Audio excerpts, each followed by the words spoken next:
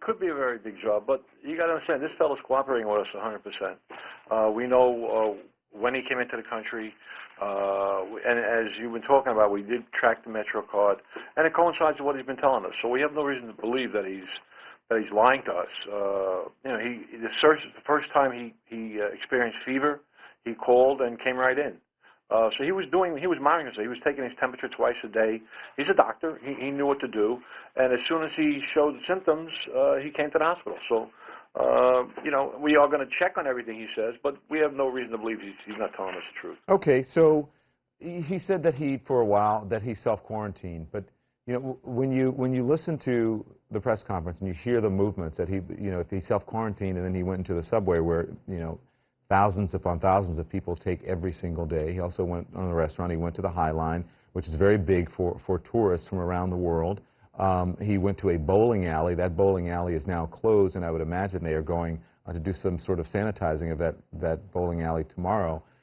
My question to you, as an official, an emergency official, should people who have treated Ebola patients or come in close contact with them, should they self-quarantine, or should there be better protocol for them not to be among the larger public for some time when they return? Well, a self-monitoring is not a bad thing.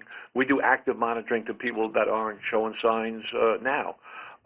What's important is that at the first sign of some kind of symptoms, you get immediate help. You cannot spread the disease if you're not symptomatic.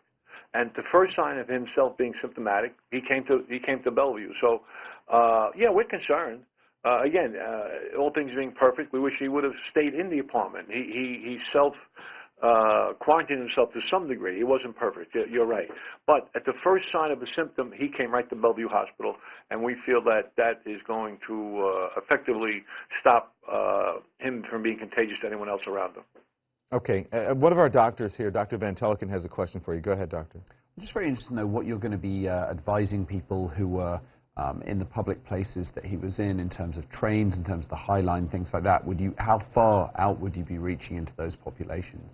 Well, look, we may put out a message, but we don't feel we have to be alarmed because he was not symptomatic. Doc, he can't spread this unless he's symptomatic, and we're confident that he becomes symptomatic for the most part when he starts that fever today.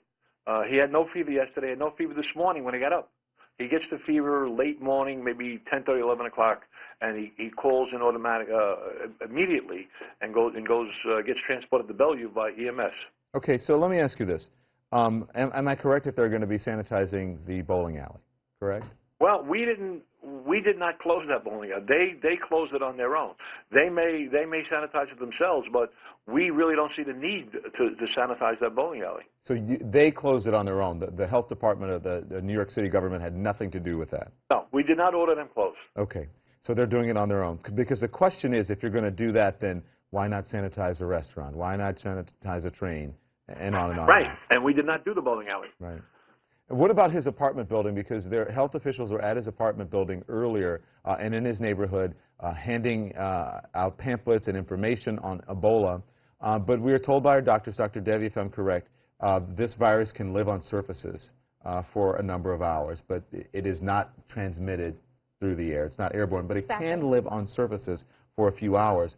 What's a concern, though, in the apartment building with elevator keys, that sort of thing, door handles, and that is that a real possibility? I don't know that it's a real concern, because the thing is, it's true that the virus can live on surfaces, but it's only for a short period of time. I mean, and you have to think about how much virus is actually in these bodily fluids. So if he didn't have symptoms, then the likelihood that anything is in these fluids is very low. Plus, even with his keys, he left the keys inside the apartment, right, because he didn't want anybody to come into contact with them. So I think he was taking a lot of precautions.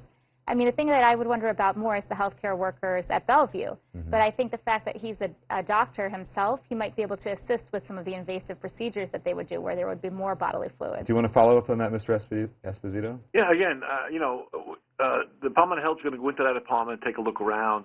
Is there any fluids that may have he may have spilt in the apartment? But as far as the hallways, the elevators, again, he's not symptomatic until he goes by ambulance to Bellevue today. So the likelihood of anybody being infected by him prior to him showing symptoms is very, very slim. Doc, I think you know that. So, Mr. Esposito, you said if you're not, you don't think that the risk is that great. Then why are you wanting to track his movements?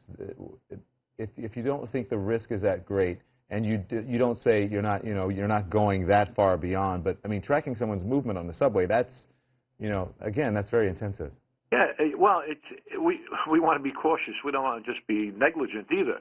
We're going to quarantine the two fellas that he was bowling with. We're quarantining his fiancée, and now we're quarantining the girlfriend of one of those friends also. They were Is she in the contact with hospital? him. Is she the one who's in the hospital? No, the fiancée is at the hospital now. She'll be staying overnight. Okay. And so far, no one but the doctor showing signs of Ebola, right? That's correct. Okay, the fiancée is not.